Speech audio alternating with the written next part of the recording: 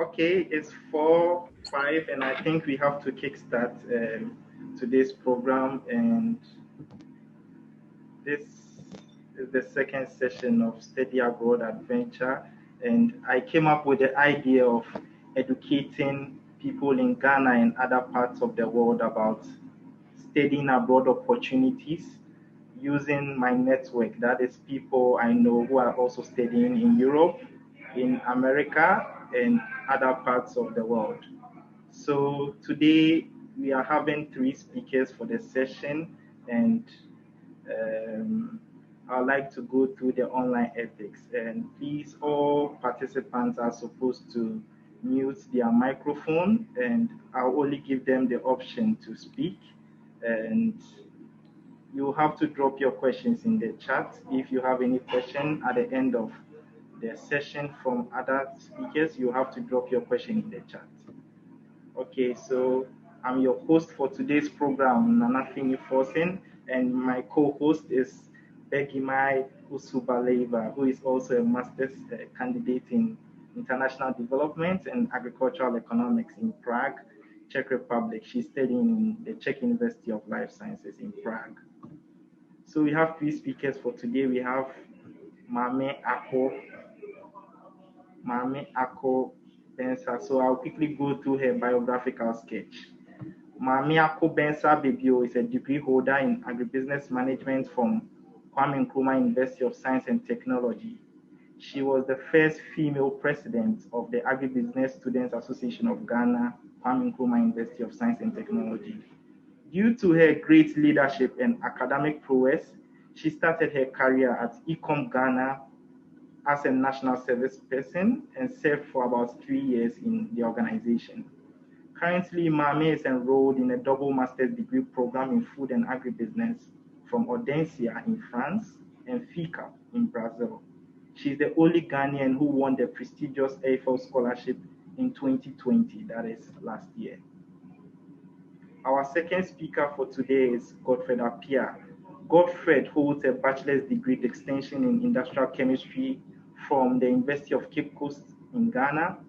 Godfred was the overall best graduating student from the chemistry department of the University of Cape Coast in 2018.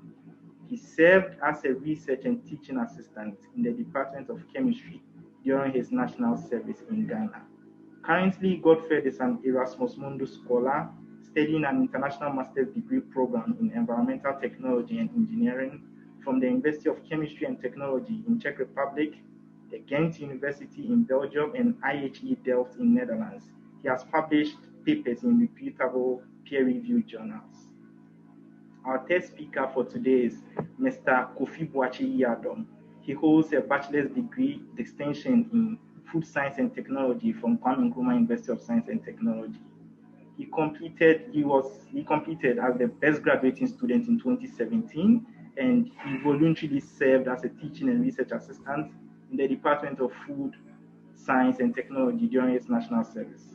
Kofi then got the opportunity to pursue a master's degree in food and beverage innovation at March Polytechnic University in Italy as a floor scholarship beneficiary.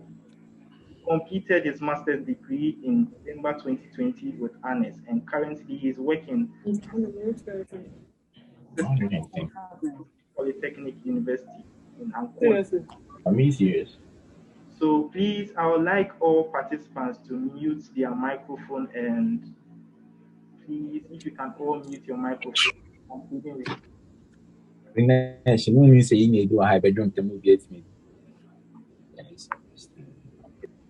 Okay, so these are speakers for today's program, and I'll give the opportunity to Ms. Mame Ako Bensa Bibio to give us her presentation. Thank you very much. Thank you, Fosun. So I'll stop sharing. Okay. All right, okay. Fosun, please, can you enable the screen sharing for me? Okay, let me check that.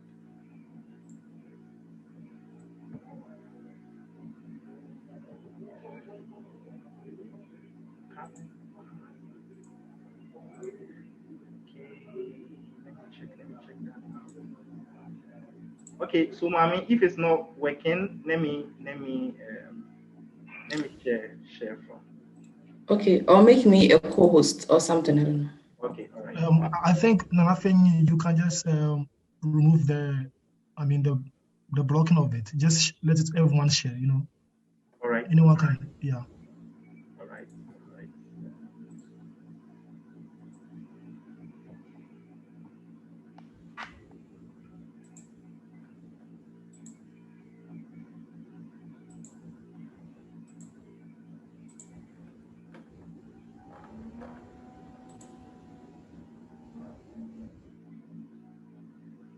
Yes, but I can see the option. I'm finding it here. So, I'm just,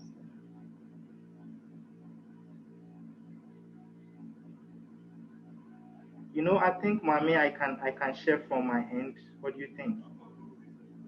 Okay, let me send it to you Yes, right because away. I already have it. I already have the presentation. Okay. All right. Okay.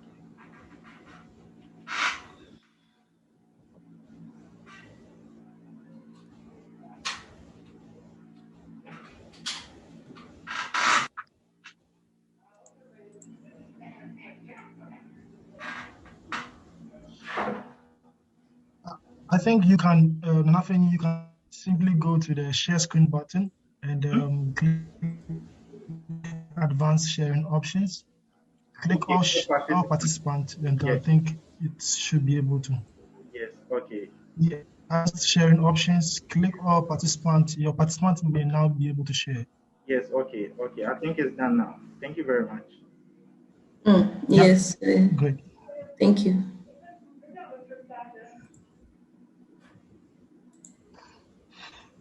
Um,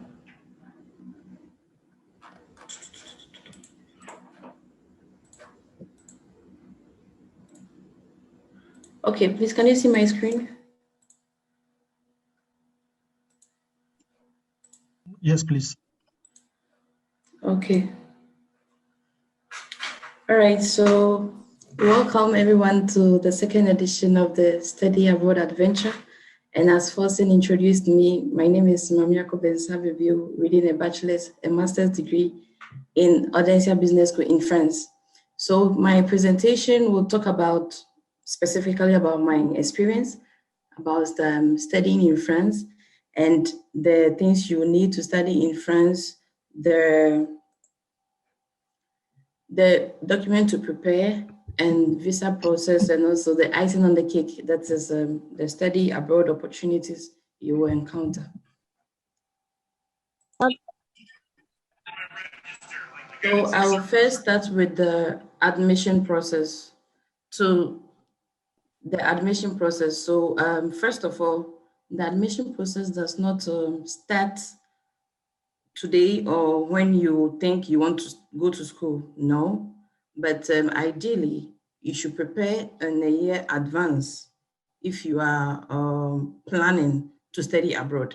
You shouldn't, for instance, if you want to study in 2022, that is next year, this year you should have done a lot of research about your interest, the program you want to pursue, the country, and the course about about it. And also when you prepare in advance, you get the opportunity to search for very prestigious scholarships. So what I realized was that most of the good scholarships abroad starts a year before the academic year. Like a good scholarship like Eiffel scholarship application starts in 2021 for 2022 academic year. So let's start with the admission process. As I talked about, you research about your interests, your program you want to pursue, and the school. If you start with your interest on the internet, Google, just normal Google. The country, you just do your Google search and you start to know what is going on, what you need. And also you can even start writing emails to the school about asking about a lot of questions. They'll be willing to answer every question you have because they want international students. And also the documents you need to prepare on your side are basically your bachelor's certificate, your transcripts, your WASI set for some of the schools. For my school, I didn't use WASI set. It was just the bachelor's. You will need to have a renewed passport if you are planning to study abroad. You shouldn't have a passport where it has a year to expire. No. Now, I think Ghana, they have expanded the duration for passport, which is 10 years. So you need to renew that. And also preparation towards after finding your school, you now need to also prepare your motivational statement or statement of purpose, which is not so difficult, which sometimes it's a headache to most of the candidates that you need to write essay, no, but if you prepare in advance and you prepare well, you'll be able to draft a good statement of purpose for your admission. And of course, you need to also add a CV because they want to know your professional background and basically everything about you. So preparing for school, what I will emphasize again is please prepare in advance. Do a lot of research. Do a lot of Google search. Just search if you want to study engineering, whatever, or even the search is not only on Google. You can ask from your friends, and even joining this program, you are also doing your research to know about programs in countries or how some countries' educational system is and others. Then with my experience, after getting admission, it was easier to apply for most of the prestigious scholarships. In France, yeah, they have about more. They have the MasterCard as well. And even in UK, they do the Commonwealth and the Chevening. I think you've heard about it. And with those scholarships, you know that you need to prepare before time. You don't plan on going to school this year, like 2021, September, and I start my process this May. No, it is too late. So after getting your admission, in France, we don't do, well, for my school, we didn't do conditional and unconditional, no. The admission, you submit all these documents I've talked about, then they schedule you for an interview. It's just a 10 minutes or 15 minutes interview to know your interest and why you want to join the program. And also with my scholarship procedure, I start with the admission letter, of course. And with this, the IFO scholarship, you can Google about it, IFO Scholarship of Excellence in France, where it is normally nominated through the school. So you don't do it directly, no. That is why I'm always saying that you need to prepare in advance, because if I had my admission as at in May 2019, before I even started schooling in 2020, in September. So because I had admission in May, very early, I was able to apply for the IFO scholarship, which starts in October. And with that, I had my admission letter already. And with the IFO scholarship process, it's a nomination, as I said, the school nominates people for the scholarship. So they give you the nomination and now you need to apply. So with the application process, it was quite tedious, but because I had enough time and I was preparing in advance, you need to write a professional project that is about your future career interest, just an essay, a 2-page essay. You need to write IELTS, your English proficiency, or any other language proficiency as well. Then one trick I will show you with the IFO scholarship is that you need to show your interest in French. It's not just about writing that I like French. No, with me, I was attending Alliance Française before I started attending Alliance Française back in 2018 because I knew I would be coming to France in 2020. That was 2 years ahead. So I had a certificate from Alliance Française that I am a student there, and I've also been writing some exams in French. So I had to attach all these documents to my scholarship application. And I also went way back to SHS for my transcripts because they want to see your academic performance, not just the university, no. And I didn't have first class, but they want to see the consistency of your academic performance I even went back to JHS, from JHS, SHS, then university, and any other academic activity you have had. Yes. So you show all that to them.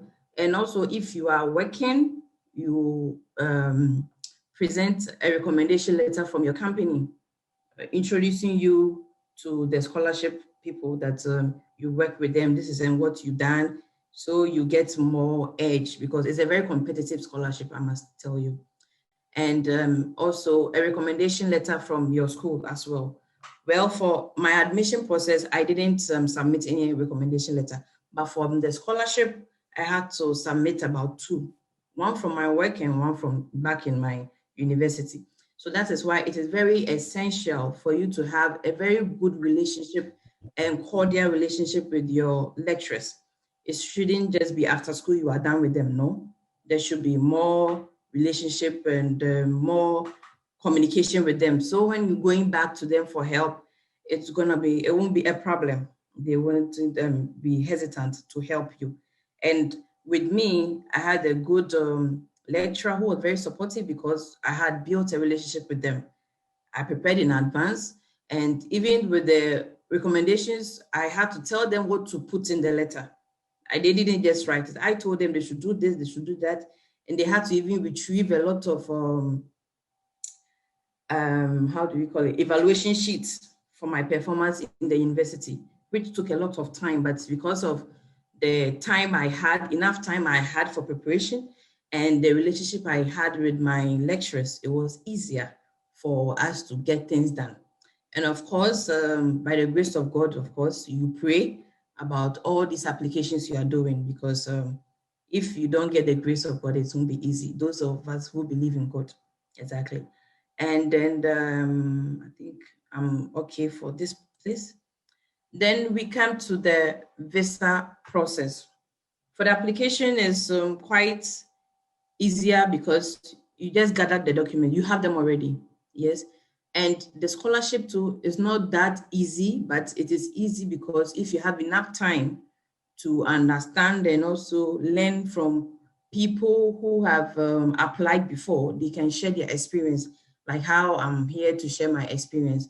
And with the visa process for France, it's very easy, let me say. It's not difficult because they have the Campus France worldwide, not just Campus France Ghana.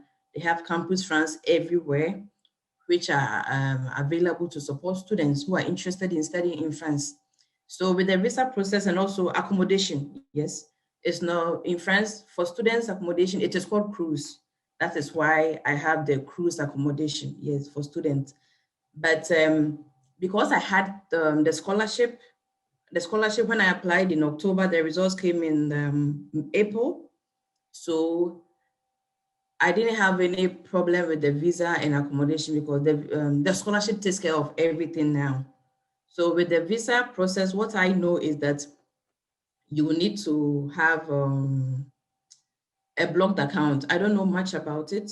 I can't really talk much, but Campus France, I've given you a contact of a worker in Campus France Accra, Daniel, who will be very, very interested to help anyone who is willing to study in France. And it's ideal for you to text him, not to call him. If you text him, he will guide you with the visa process, what you need, everything. And normally they even organize a seminar on visa process or visa procedure. So it is not a problem. Just that you need to do your homework well. And I know if you start in advance and prepare well, you get a very good scholarship, which wouldn't be a problem for the visa. Because the visa, I just submitted my scholarship information, my school information, and the accommodation. The scholarship takes care of it, so it wasn't a problem. So with the visa, these are the things you need: accommodation, document where you're going to stay, and also your what you were doing back in Ghana, your bachelor's degree, your admission letter, those basic things. And I'm sure Daniel will be so happy and available to support you and help you with all this information. That's why I didn't want to talk much about visa here. Just contact him for France, especially not the whole of Europe, no, just for France. He will help you with it. So here we come with the icing on the cake. That's why should you study abroad? Because maybe people will think that there are a lot of hula baloo or a lot of talking about it or a lot of hype. But it's not about the hype, but it is about the good opportunities you get to study abroad. Even if you don't get distinction, it's a very good experience you cannot afford to gamble with. First of all, in France, you have the opportunity to at least improve your French hearing. Me, for instance, my French hearing is a bit improving. Unfortunately, because of the lockdowns and the curfews, we've not been going out more, so we don't really interact because of the COVID. But you do a lot of online French learning, and if you hear them speak, it's like you understand what they mean. Yes. And also the French education is very practical. It is not chew and pour. No, I'm sorry. Like you don't do chew and pour here. You need to apply and also connect with the industry. You don't just write baba. No, you need to apply and give examples. That is what makes the French education nice for me, because it's full of application. You need to understand the industry and your contribution from what you have learned in school. And also, it's very intense. Not let anybody lie to you. Most people are interested in traveling to come and work. Yes, fine. But it is very intense. A lot of assignments. You can't even sleep.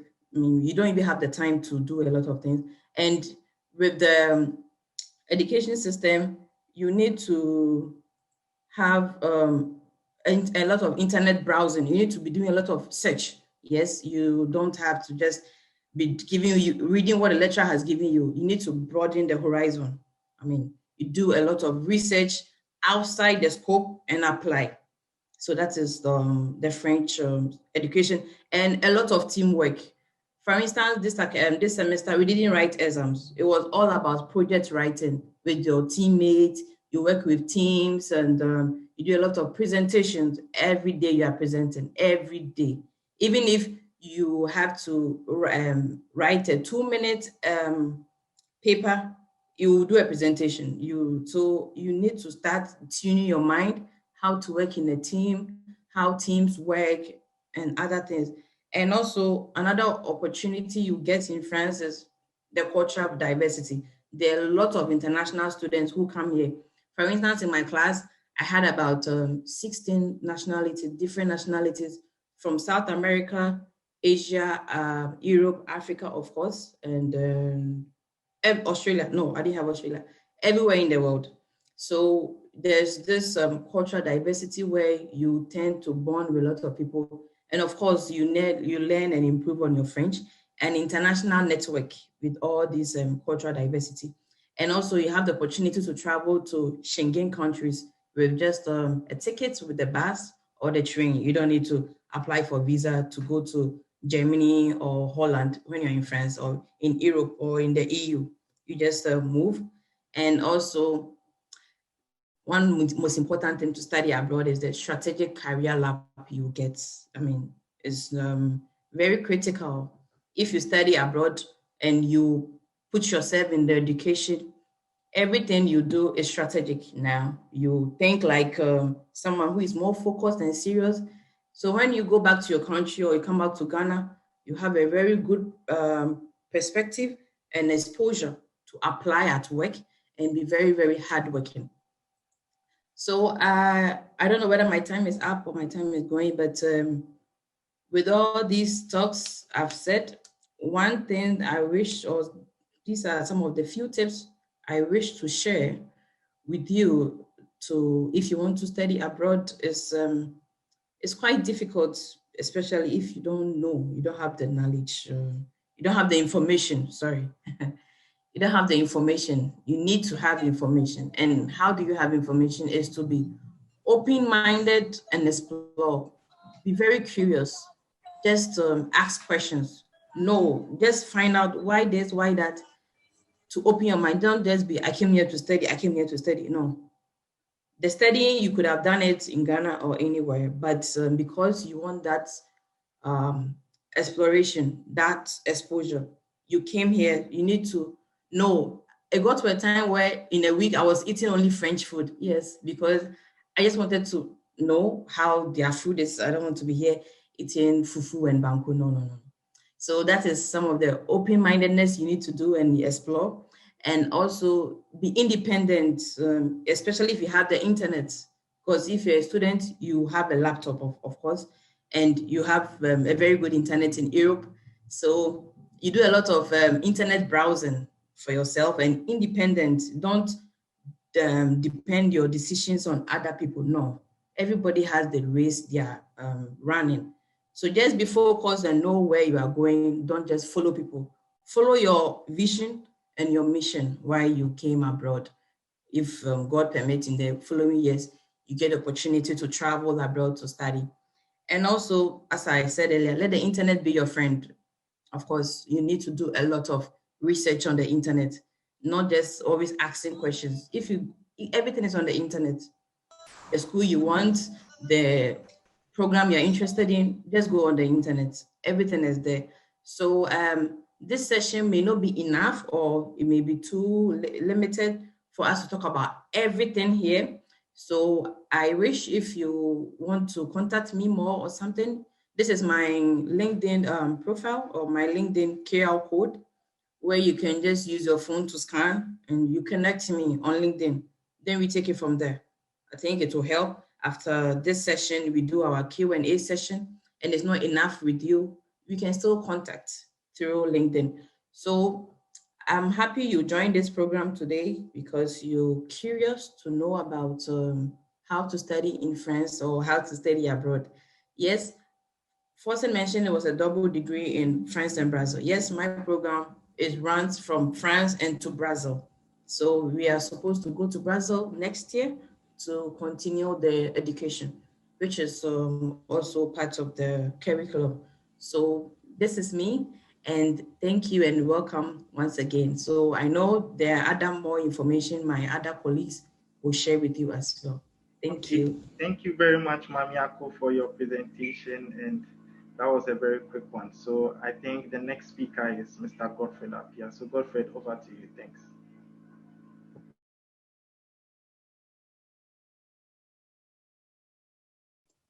Hello? Hello, Godfred. Yes. Can you hear me? Yes, please. Yeah, so I'm trying to share my screen. So just a moment, okay? All right, thanks so much.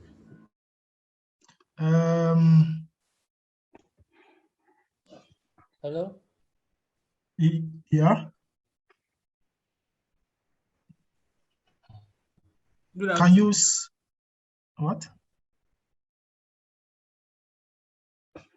Yes, Godfred, we can hear you. Okay, so can you see my screen? Yes, please, we can see your screen. Okay, absolutely. So yeah, I want to switch on my camera, but I don't know. Well, let me try and switch on my camera. Just a moment. I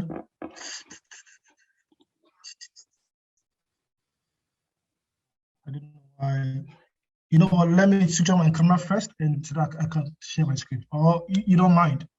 Do you mind? No, we want to see your face as well. Thank you. Okay, then let me switch on my camera first. Yeah, so yeah, I am, and trying to share my screen now. For sharing of the screen, share. So can you see my screen now? Yes, please, we can see your screen. Hello. Okay, good. So yeah, so hello everyone. Hope you are doing great. I have just a few slides to share with all of you today, and I would like to take it from a different perspective to Ms. Bensa Ababio. And also thank you for inviting me as a special guest to this studying abroad adventure a guide to graduate, particularly a master's application. So my name is Godfred Appiah. I'm a postgraduate scholar in environmental engineering, as well as technology, with a specialty in waste water treatment and bioresource recovery. So I'm currently stationed in Prague, in the Czech Republic.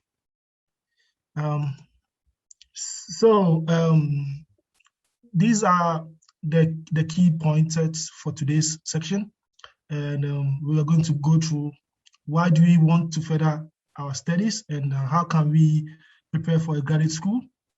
How do you start, or how do we start, and when do we start, and what are the procedure, and what are the application pathways and the documents involved, and also what involves the starting of your application, what happens when you apply, as well as our visa application process and documentation, and also a perspective, or our perspective, or my perspective in the educational system in Europe, including workloads in school, available opportunities, and also life after school. This looks a bit bulky, so I would like to just enumerate or list some important information as much as possible. I'm not going to spend much time. Yeah, so the first thing to do is, why does anyone want to further his or her studies? Do you have any reasons?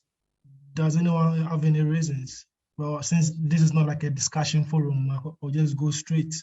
These are some of the few pointers. Of course, to prepare for a great career in the unforeseeable future. Can you hear me? Yes, we can hear you. Okay, because I can hear some background. It looks like someone wants to ask a question, or I don't know. Okay, I'm continuing. Okay, so of course, to prepare for a great career in the unforeseeable future. So it looks like now, due to the increasing trend of population everywhere, every country is increasing in terms of its population. The more you box some degrees, the better your chances of securing a lucrative job. So everyone wants to just go into, academia or further his or a school. Also, we also know that it aids one to acquire his or a dream job based on merit, of course, because the person is qualified. And finally, high academic pursuit renders one to build more connections and networks, which may help one in the future. These are some of the things Bensa has already highlighted in her presentation. So now, how can we prepare for this school? Let's get a situation where we are done with our undergraduate studies. Let's say we are all done. How do we prepare for such an adventure? So also, these are some few guidelines which we can all look at.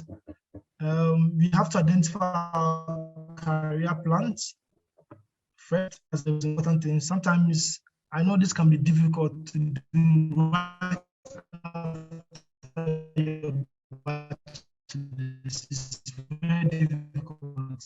Myself, I also struggled, and you can just identify better than ourselves. So, and also we can identify some of our career plans by talking to professionals and asking relevant, if you are interested in something, you have to target it and you work towards it. Your favorite subjects, fields, career, or interest. And most importantly, we shouldn't also be intimidated or pressured by anyone or by the circumstances we are encountering. You shouldn't someone progressing and it shatters your dream. Just be relaxed, don't be intimidated. And we should also focus on our strength, basically, and on our weakness, especially what we can do more, And as well, we should conduct thorough research on the application process. These are some of the things Ben has already raised in her presentation, which was phenomenal. So as hinted on earlier, we can also seek the counsel and advice of our professors and some graduates. My connection, can you hear me? Yes, please, we can hear you, but it seems the network is a bit low, the strength of the network, but I think it's manageable, yeah. Hello? Yes, hello, Godfred. Hello? Yes, I can hear you. Yeah. Can you hear me now? Yes, please, I can hear you. Yeah, can you hear me? Yes, please. Okay, I think there are some interruptions with my internet connection. I don't know why today. I don't know. Okay. So Yeah, so let's continue. So as hinted on earlier, we can seek the counsel and advice of professors and some graduate students who we think may be of help to us. And we should also attend study abroad programs online or in person as much as we can, like in the case of this particular one, like what we are doing. We can also look out for some information ourselves, and explore. As Ms. Bensa said, the internet is our friend. Just Google everything you want, and if you are not, contented, you can just seek someone's own view. So now, how and when do we start this process, and what are some of the application procedure involved, and how do you find the right school? These are some of the important things you should look out for. I don't know whether I'm going to go into the finding the right school, but let's see. So with the start of the application process, we can first identify the right people and ask important questions like, who do I contact if I need extensive information about a program as well as their funding options, and what do I need to do? These are some of the questions I'm asking. Like, you can ask similar questions, what do I need to do to secure an admission into this elite program? And also, how do I go about it? These are some of the prudent questions, candidates can ask people, people with experience. And we should also research thoroughly on programs, funding, both internally and externally. Some programs have funding, and some you get admission, you have to apply. I think that was the case of Ms. Benson. Unlike in my case, where my program comes along with the funding. So when you get, when you secure the admission, it means automatically you are sponsored, So it depends. There are different fundamentals in there. We should also look out for the required checklist and documentation necessary for that program or the school or scholarship or the faculty, All these documentations must be obtained as soon as possible. Ms. Benson even said that it must be obtained earlier, or you have to look at this earlier, even a year before. And she's right. You have to obtain this document as soon as possible, especially if you will know that you plan to go to school the next year. So, because you don't want to make mistakes, and sometimes application comes with cost, and time. So some of these relevant checklists are the CV, the resume, the statement of purpose, SOP, official or sometimes unofficial transcript, depending on the program. Of course, the bachelor's degree, and at least a GPA of 2.5. At least, people say, oh, when I have a GPA of 2.5, it's hardly that I'm going to get to school. No, it depends, it depends. Just apply, talk to the coordinators, and things can go on smoothly for you, They are not looking for the best. So now, let's look at the application pathways and documentations. And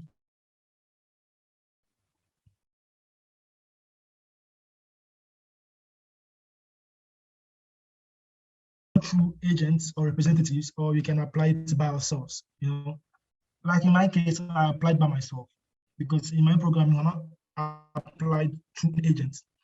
Actually, this is actually relative and subjective to the chosen program and the university. Some departments, faculties, or schools would direct your applications to recommended agents, especially schools in China. I think so. They will tell you use this particular agent, or even some German schools they'll tell you use there's a name for it, Uni Assist. So they will give you a portal or an agent to direct your applications. But as I said, many schools prefer the direct applications approach. Like in my case, I did the direct application approach. Still with the documentations for either the direct and indirect submissions, as hinted earlier, we need to prepare for all of these documents on the screen prior application. Actually, we don't have time to go into the details of these documents one by one, of course, but hopefully we are going to go into that in our next forum. With that said, the best way to write a good SOP, personal letter, motivational letter, letter of intent, is to follow and use the guidelines provided by the chosen university or faculty. What you do is, if you are not certain about it and you don't have anyone to guide you, just talk to the coordinator of the program. Hey, you request an SOP. What and what do you entail in such an SOP? So they're going to give you some guidelines. We need this, we need that, we need this from you. Just don't write any SOP. Of course, there are fundamentals of SOP, but every program has its own SOP. So you ask them and they're going to give you. So they're going to give you some highlights. We need this from you. We request this from you. And you accordingly write those things into them. And it's always good for someone, or it's always good to let someone read your SOP before submission. Not even one person, 2, 3 people, so they can review it. And it helps boost your chances, you know. And also documentations like publications, make sure candidature stand out, you know. Let's say you're applying for a program and 2,000 or 3,000 people apply. You have some papers at your disposal. It just makes you stand out, you know. And this is very common knowledge, because it means that you also write, you also add to science, you know, and they appreciate that gesture or whatever. And now, let's talk a bit about the CVs and resumes briefly. So a resume is a 1 to 2 page document presenting key facts, basically, about your professional experience, educational background, and skills. That's basically what a resume is. And resumes are mostly used for job search. And a CV is a longer document that details the whole course of your career. A resume is basically for job search, as I said. The CV is for academic purposes. So as we are all aspiring students or even master's candidates, we are going to require CVs for anything if you're not looking for jobs as of now. So there are currently 2 forms of CVs. The standard CV format and the Europa CV format. With the standard CV format, also called the regular CV type or whatever, it is used and accepted by many institutions, schools, and companies. But people who are planning to apply, go into European schools would have to tailor their CV with the Europa CV format. This format is, I think you can, if you Google it, you're going to see it. It's in the form of a table. It's mostly required by most European universities. So you can just search for this on the web. It's basically there. And one thing I must say is that it is always great to tailor a CV towards a program you are seeking for. Let's say you want to apply for environmental engineering program, or you want to apply for agriculture engineering program. Don't just do a general CV, or don't just create a general CV for the 2 different applications. No, tailor your CV towards the program, whatever they want from you. Look at what they require of the students they want, and you tailor it into your CV so that to show that, yeah, you know what you're talking about. Let's say they want environmental engineering program and research experience or work experience. You don't have any tangible research experience or work experience that goes in tandem with environmental engineering. And let's say you've done an internship elsewhere in an automobile industry. It's sometimes very difficult for you to just put it there because it doesn't make sense. How does automobile industry or your work there goes with whatever you're looking for, you know? So try as much as possible to put in relevant information in your CV that go hand in hand with your application. I don't know whether you get what I'm saying. Maybe I'm just talking too much, but that's it. Just don't use the same CV for all the applications. So now let's look at how to start application and what happens after you have applied. Okay. Yeah. We can go through it in this manner. I just made some for arrangement. Firstly, we can visit the school of our choice. The website of our choice or the master's site to find programs in their respective universities. example, Master Portal has been doing more great, more good than harm. Or you can ask lecturers or master students, like we always said, or scholarship positions or whatever. And also, you have to read very carefully and thoroughly on the school's website. Please do, because everything there is for a reason. They just don't put anything there. Everything is important. Everything there is important. Pay attention to every information and do not be very complacent. Either you ask them the questions by emailing them, ask the coordinator of the school, of the program, or you can check the FAQ.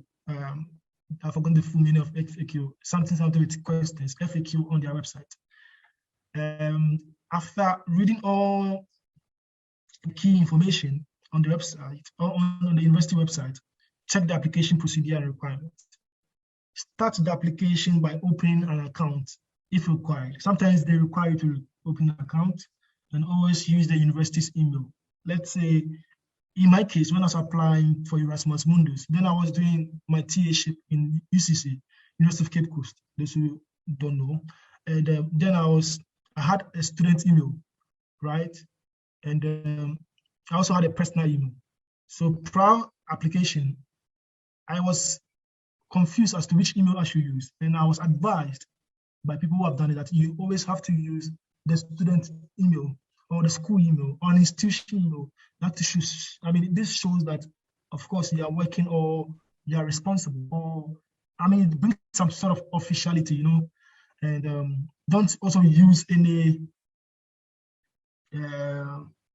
nickname email. Either use an institution email or a decent personal email, in that order. Let's say I'm called Godfred Apia. My email is apiafred33@gmail.com. I'm also known as Pino, so I wouldn't use Pino33@gmail.com. I wouldn't create an account and use that. It doesn't make sense. It's irrelevant. They might assume you're not even serious. You understand? And finally, be thorough and cautious during your applications, and never be complacent, as I already said. Ask questions if you do not understand, and have enough time during your applications. So it's better for you to start earlier. Do not rush or use the same approach for every application. Don't use the same approach.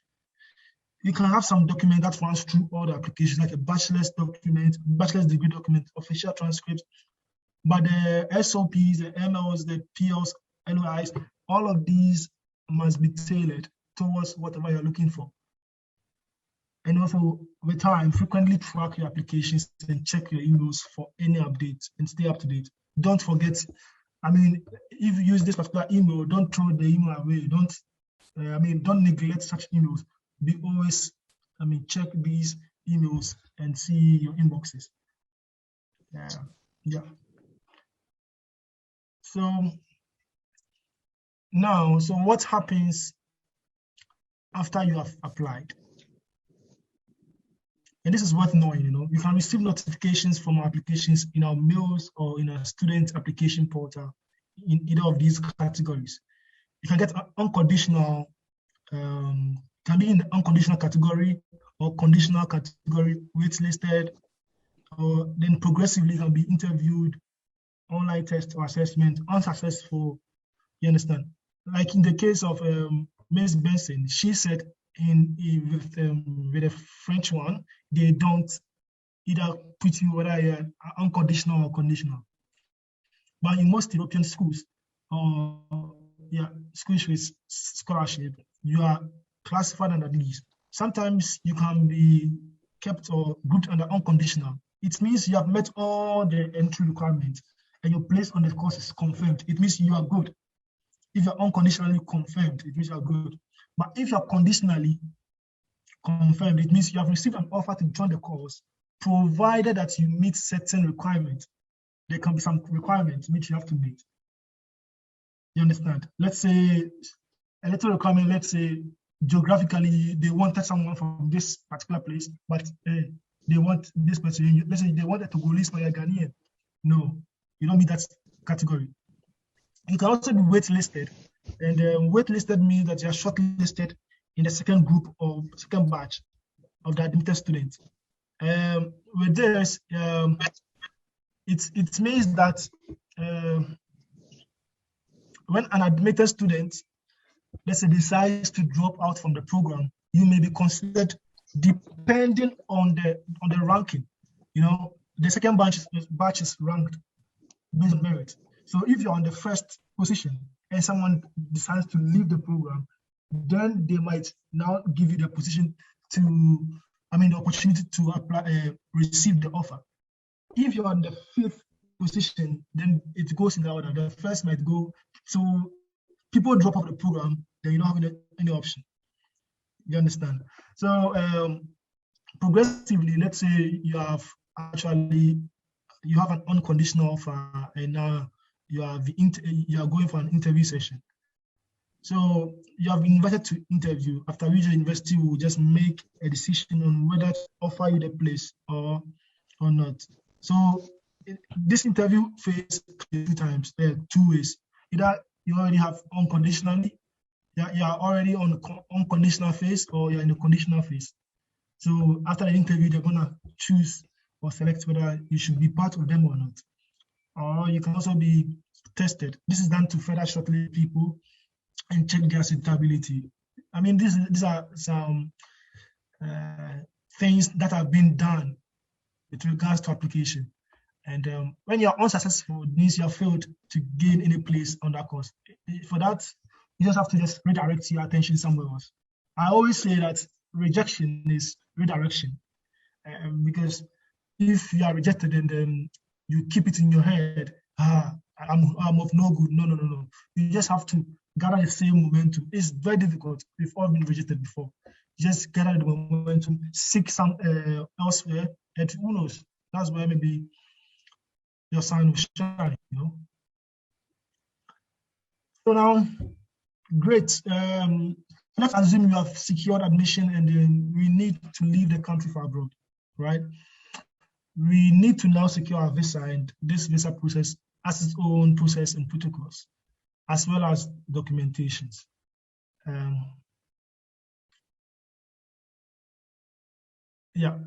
So study visa is required for study purposes. As we all know, this is common knowledge. And please follow the required procedure or protocols as stipulated by the embassy or the consulate, as well as your school, accordingly. You understand? With this, you have no option. Just follow them. In the case of Ms. Benson in France, there are some protocols which she did. In my case, my program is an Erasmus Mundus mobility program. So I had to come to the Czech Republic first before I had to move to the Netherlands and the Belgians and all that. And so which visa did I need? I just needed the Czech visa. It was temporary for 6 months. And it was very difficult even. I mean, despite you getting accepted, they just ask you some questions which are sometimes not tangible, but these are some of the protocols they also have to follow. But it's hardly do they, deny you. If you have a good course, if you are on a scholarship, hardly do they deny you. Yeah. So some of the documentations include, for the visa, of course, passport, which I had, my birth certificate, police report. This is, if necessary, admission letter, which is very necessary. source of proof of funding. If you're on a scholarship spree, just bring a scholarship confirmation letter. And of course, I think depending on the consulate, you pay fees. I think so. In Czech, you have to pay. For Czech embassy, you have to pay like 40 euros or so. I've forgotten. And they take euros there. It's that place is also Czech Republic. Yeah. Also, be confident when answering the questions during the interview section. Of course, you go there and they will schedule you for an interview, and you just have to be confident. You ask you questions, just answer accordingly. And attached to this is a link to a few questions being asked by the USA consulate in Ghana when going for. So when US students or potential students are going to US for their studies, these are some of the questions they ask, but I'm not going to go through it because of time. And finally, sometimes it takes several weeks to hear a response for your visa application. In my case, I had to wait for 3 months to get a positive response. So just don't be bothered if you don't hear from them. Of course, you just be checking up on them. There are always lines, active lines. You call them to check up on them, and they're gonna give you, great feedbacks. Okay, Godfred, you have just 1 minute. Thank you. Okay, great. So last but not the least, let's have a look at the educational system in Europe, including workloads in schools and the available opportunities in life after school. So studies in Europe is classified into two models, categories, either model-based or semester-based. Simply, a model-based approach is when courses are taught within weeks and exams are written for these courses immediately, despite the full term not ending.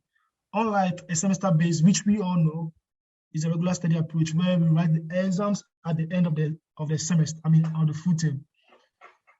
So like any other academic activity, I can classify my time or my studies in Europe as challenging and interesting. In terms of challenging aspects, I can say that we have tight schedules. We are very loaded with assignments and tasks and presentations. We barely have time to waste. We are always working. And with respect to the interesting aspect, we learn new and practical stuff. We don't do anything which is theory. That's theory, but we practicalize it. And lecturers spend their time explaining principles to students. And in my case, also the mobility is also helpful as you see and appreciate other countries and cultures. You move from one year to there, so you get to understand everything. These are some of the available opportunities in life after school. There are many cutting-edge internship opportunities, are available, especially in Europe. Opportunity to attend high-profile international conferences, which I have, and you also have that better networking and connections for future endeavors. So let's see the life after school. Life after school is something we as potential MSc graduates are always worried about. I must say, but hey, the future is bright. What can we do? When I think about this, I'm just kind of skeptical, but the future is bright. After studies, there are a few options, such as the PhD avenue or the job market avenue. However, the job market opportunity in Europe is very limited, especially because of language. There's this language barrier. If you compare it to US and Canada. Other than that, you can equally secure a lucrative job, but it may not be in your relevant field. In my case, as an environmental engineer or wastewater expert, these are some of the few reputable environmental engineering firms in Europe. Veolia, Water in France, Zurich also in France, and also the biggest of them, Royal Asconi DHV in the Netherlands. So finally, for confirmation's sake, these are some of the few photos I took during my internship study in Poland, where I worked in a wastewater treatment facility or plant. So you can see there's clarification tanks of wastewater treatment plants and anaerobic digesters. And I also worked with a special biotrickling filter known as a CTBB. These we used to control authorized gas emissions from sewage sludges. So finally, this is my little profile. Feel free to send me messages or call anytime if needed. Don't hesitate. Thank you very much. I appreciate it. Thank you and wish you all the best.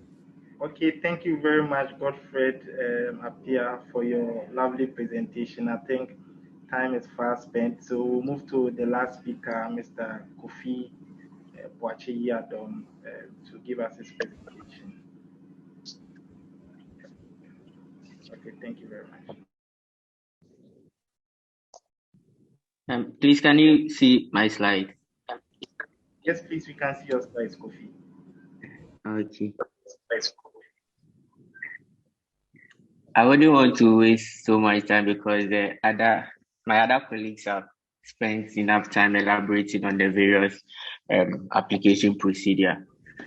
So let me quickly run through mine. So basically, like they said, for the school programs and scholarship, you have to search for the schools, research, and then make sure you check that you meet the basic requirements. And then you have to carefully prepare your documents. For Italy, the main scholarships that are available are the EDE scholarship, which is the national government scholarship. So it can be for both undergraduates and for master's programs. And there's also the IYT scholarship, which is the Invest Your Talent in Italy, which is funded by the Italian embassy.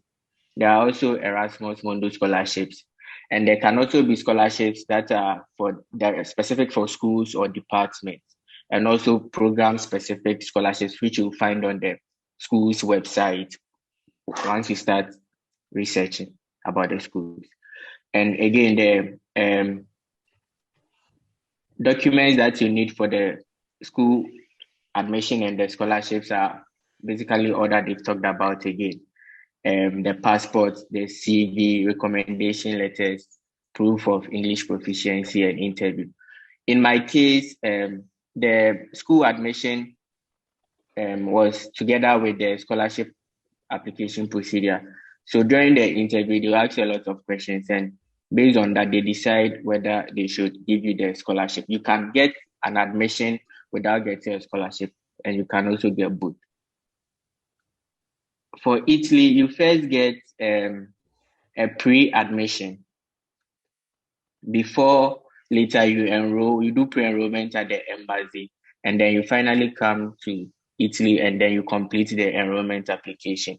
So it is quite tedious. And so for the pre-enrollment application, which you do at the embassy, you need, like they previously stated, your university certificate, transcript, WASI certificate and transcript, and then you have to provide the Italian translated versions for all of those documents. You also need your pre-admission letter that you obtain from the university, your birth cert, your passport, and you have to fill some 2 forms. Because for the Italians, they believe that once you apply online, you send scanned documents.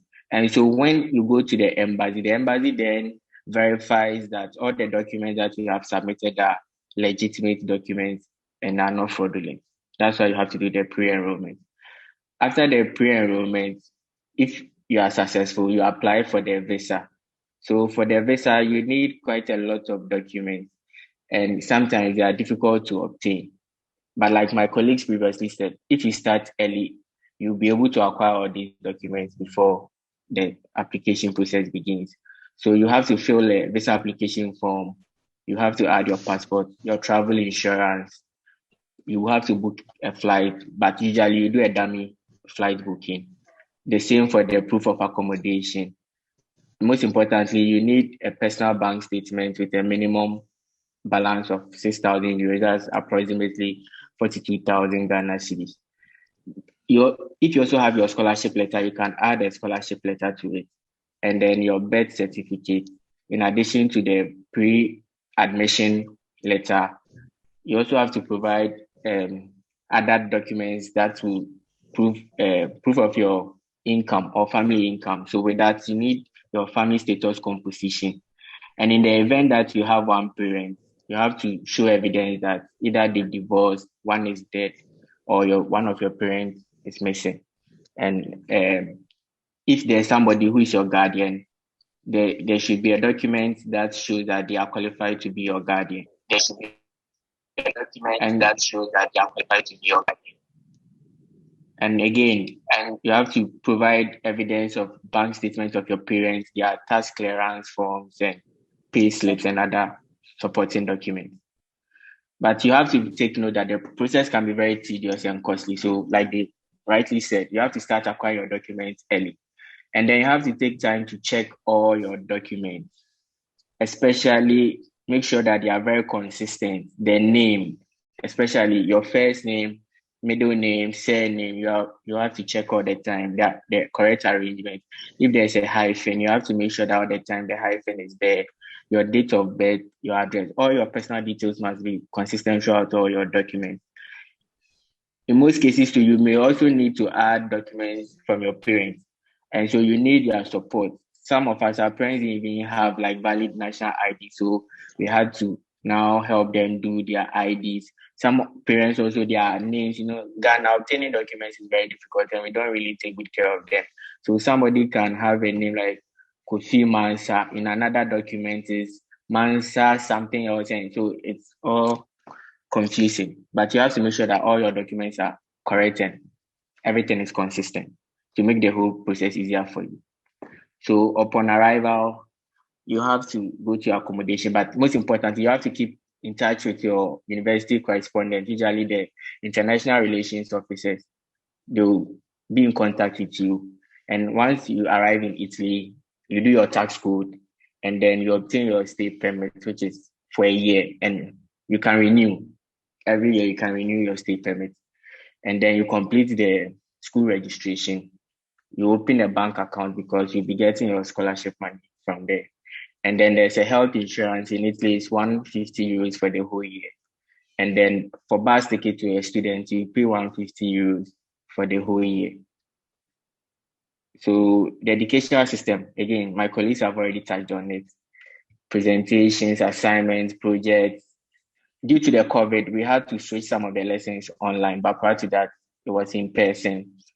We also went on regular field trips. So I went to EFSA, that's the European Food Safety Authority, Barilla and Ferrero. And then there are internship opportunities too. And you can also do exchange programs to other countries or other schools. For the exams over here, it's a mixture of both oral or written and presentations, reports. And also you can attempt the exam several times. If you do the first one and you don't pass, you can attempt again. In terms of opportunities in studying in Europe, like you also rightly said, exposure to new culture, so food, language, you get to visit new places too within the EU. In Italy, I've been to Florence, Rome, the Vatican, Verona. I've traveled around a bit. You also get a new perspective to life. I mean, traveling by default is a way of learning. So basically, you have new experiences, new exposure. You begin to see life from different points of view.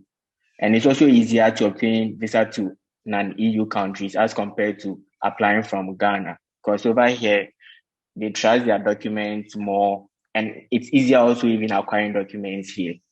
So, and then you can also have opportunity to network with other people who are in your field or area of study. And so after school too, you can consider working within the EU. And like my colleague also said, the language barrier is pretty difficult. If you come and you are serious and you learn the language, then it's a big plus for you. There are also internship programs in my school, for instance. You can go on Campus World for a year, or there are other Erasmus traineeship programs so that you can embark on for maybe 6 months. And then you can also further your education through like PhD application or other master's programs if you are interested. You can also apply for challenges and pitches and those things if you want to be an entrepreneur, because these things are selling a lot lately. So if you have a brilliant idea that you think you want to work on, you can be looking out for these challenges and pitches and then apply. And again, you can always return back home. So final tips, you have to be open-minded and explore. Like my colleague also said, you have to ask a lot of questions because there are so many things that nobody will tell you directly, but once you keep asking questions, get in touch with the school, the lecturers, they shed more light on opportunities that may be available that you can apply for, right? And always remember that you have to be an ambassador because for these whites, for instance, most of them don't know much about Africa or they have probably never traveled to Africa before. So you are sort of representing the continent, your country, and the school you come from. If you put on a good behavior, you study, you work hard, it's easier for the next student who is applying to gain admission. Because if you come and you perform well, they will say that, oh, Ghanaian students are really hardworking, they are doing also. Other students from Ghana, it's easier for them to come here. So basically, that's it. Thank you very much for your attention. Okay, thank you very much, Kofi, for your presentation. And as you said, traveling by default is a way of learning. And I'd like to open the floor for questions. Please, if you have a question, you can raise your hand or you can drop the question in the chat so we can quickly answer. Thank you very much.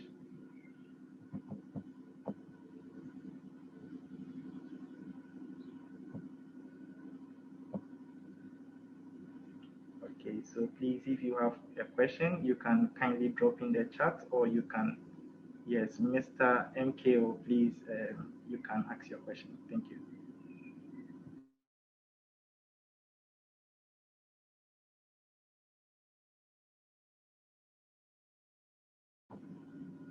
Hello, Mr. MKO, I can see your hand is raised up. You can ask your question.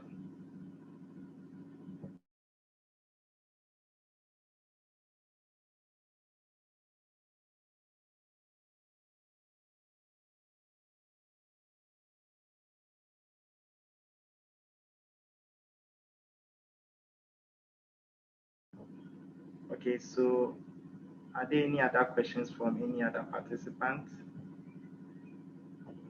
for today's session?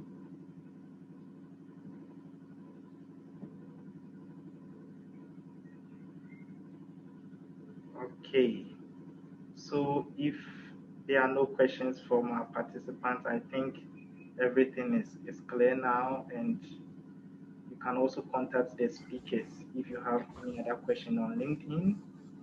And okay, I think there are some questions. Yeah, yes. we're having questions.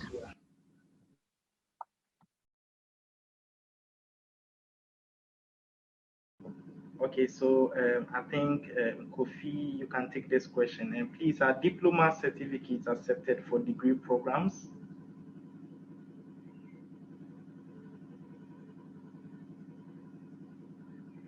Well, it depends on the school. I think you have to also contact the school and find out directly from them.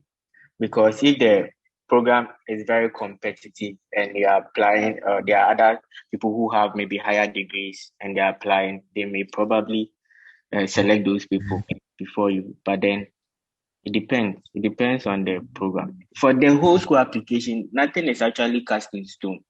So it depends on how well you communicate your situation to them. If they understand your situation and they are willing to help you and there are other opportunities available for you, they will probably tell you. So communication, I think. Okay, thank you very much. I think there's another question. I want to know what his type of scholarship means. Like, she wants to know more about your scholarship.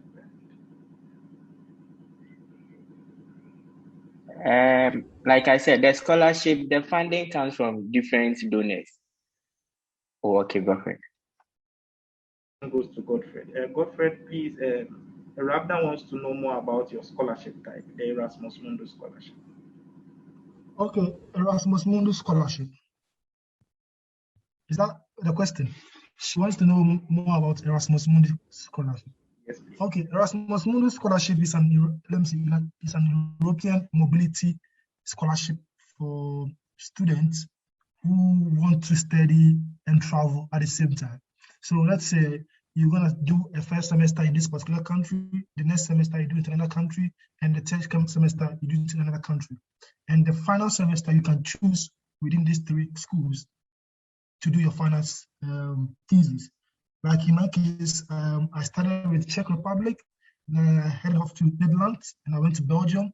And I could have stayed in these two countries, but I'm like, hey, let me come to Czech to come and do my thesis, because I have friends in Netherlands and Belgium. So basically that is it. And I wouldn't say it's difficult to get. From what I hear, people say it's very difficult to get. Luckily or unluckily for me, I got it from my first application, from my first chance. I knew of people who applied 3 years consecutively, and they got it, I mean, in their 4th year, you know. So it has its own dynamics, and that's basically it. You can just check it out for more on the internet. Just type Erasmus Mundus programs. It comes, and you choose. There are so many programs assigned to this portal, and you choose a program based on what you want. So let's say you're a science student, let's say you're an art student, and you choose relatively arts programs, and you just apply.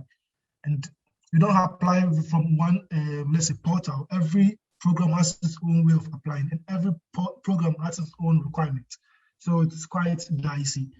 That's how it is. So briefly, that's Erasmus Mundus for you.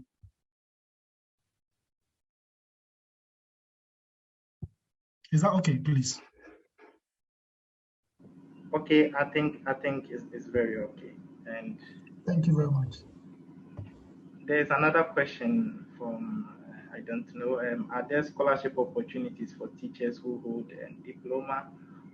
I think I'll take this one. Of course, there can be some scholarship opportunities if you have to do a detailed search online for graduate degree programs and in Europe or any other part of the world. So of course, it's open for teachers and other professionals who are also in Ghana or any part of the world to apply for scholarship opportunities.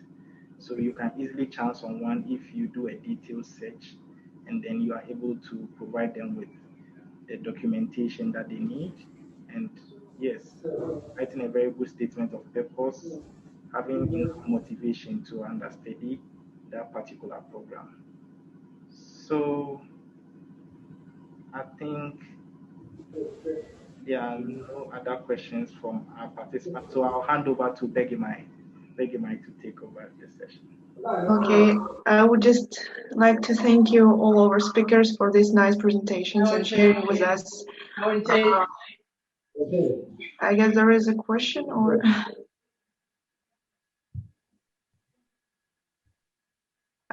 sorry, do you have a question? Oh, okay.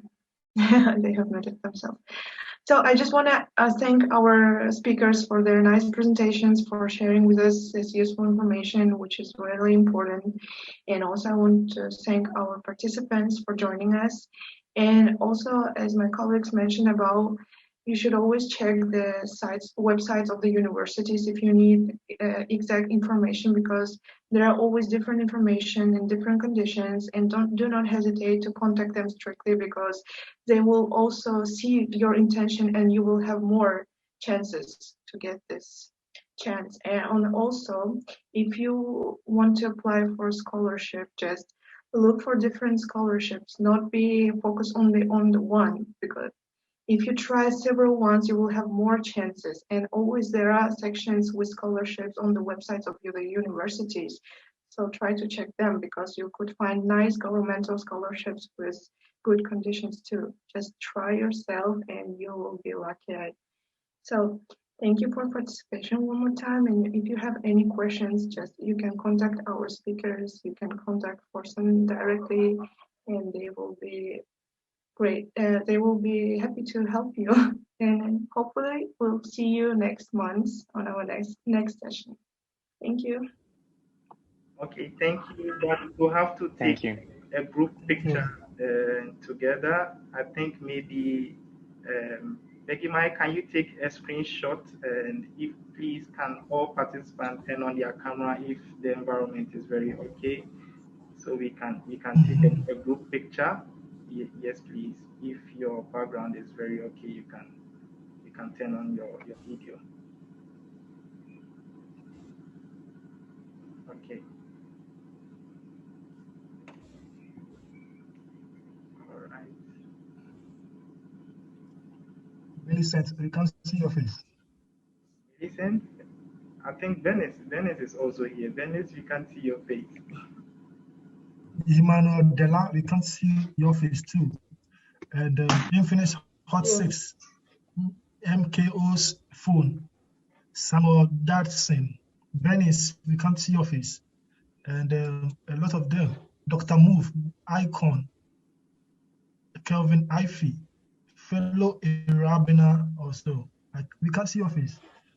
Just if it's not compulsory, just a form of formality, you know. Yeah. So if your background is okay, and then I think. Della, please, your background is bad. Can you go off? I can see that. Okay, so that is also here.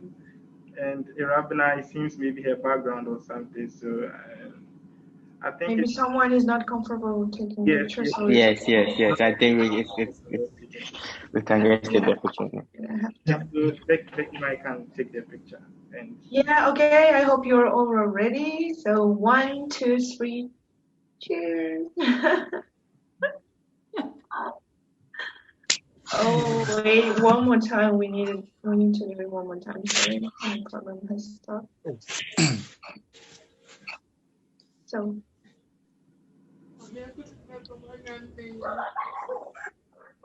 Sorry. No, I think it's. Okay. So, 1, 2, 3, smile. Great.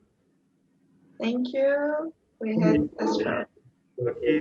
Thank you so much, everyone, for connecting for this session. We wish you all the very best, and we'll get feedback also from you. So I hope you all filled the evaluation form. So we will get some feedback from you guys. I wish you the very best, and God be with you. Okay.